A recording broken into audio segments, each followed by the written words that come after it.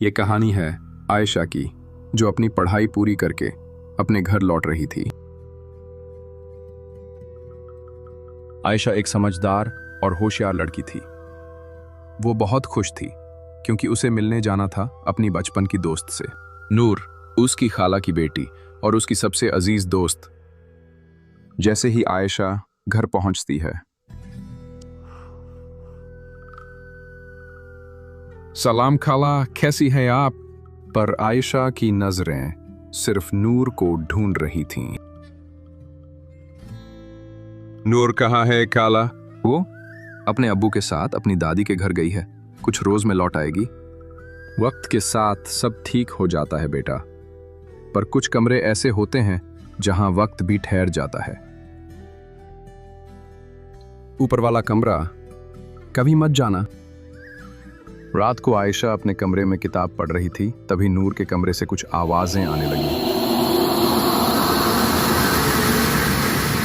वो उठी और उस कमरे की तरफ पड़ी। खिड़की के पीछे कोई परछाई सी दिख रही थी। उसे लगा नूर वापस आ गई है। नूर! कमरे में अंधेरा था। सामने एक पुराना धुंधला आईना पड़ा था।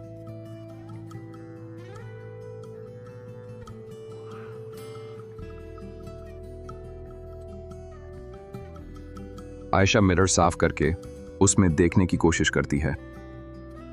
वो झुकती है, देखने की कोशिश करती है। उसे एहसास होता है कोई उसके पीछे खड़ा है। वो पलटती है और सामने होता है नूर का खौफनाक चेहरा।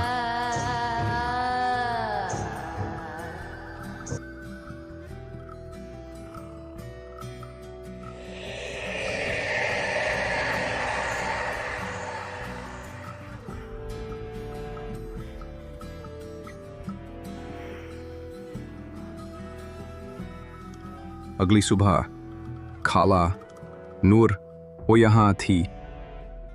क्या?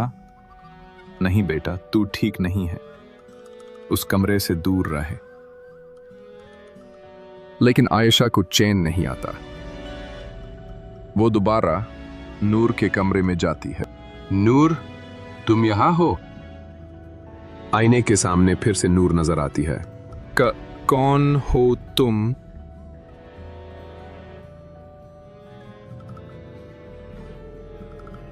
अब आयशा चुप रहती है, सहमी सहमी। उसकी हालत बिगड़ती है तो खाला मौलवी साहब को बुलाती हैं।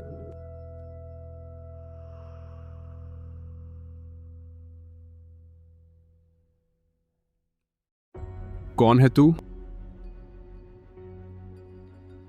मैं आयशा नहीं हूं, मैं नूर हूं। मेरी अम्मी ने मुझे बंद कर दिया था। बिना खाना पानी के मैं मर गई थी।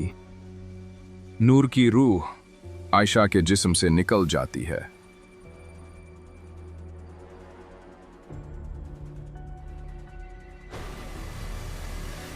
मैं डर गई थी। वो टेरेस पर अजीब हरकतें करने लगी थी। सोचा उस पर जिनका साया है। उसे कमरे में बंद कर दिया, लेकिन जब दरवाजा खोला वो मर चुकी थी।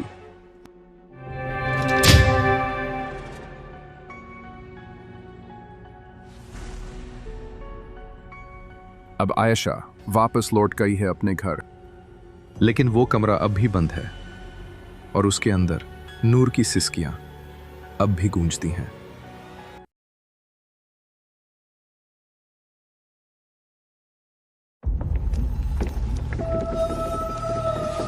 दोस्तों, ऐसी ही और भी डरावनी कहानियों के लिए हमारे चैनल को सब्सक्राइब करें और देखते रहिए हॉरर संडे की स्पाइन चिलिंग स्टोरीज।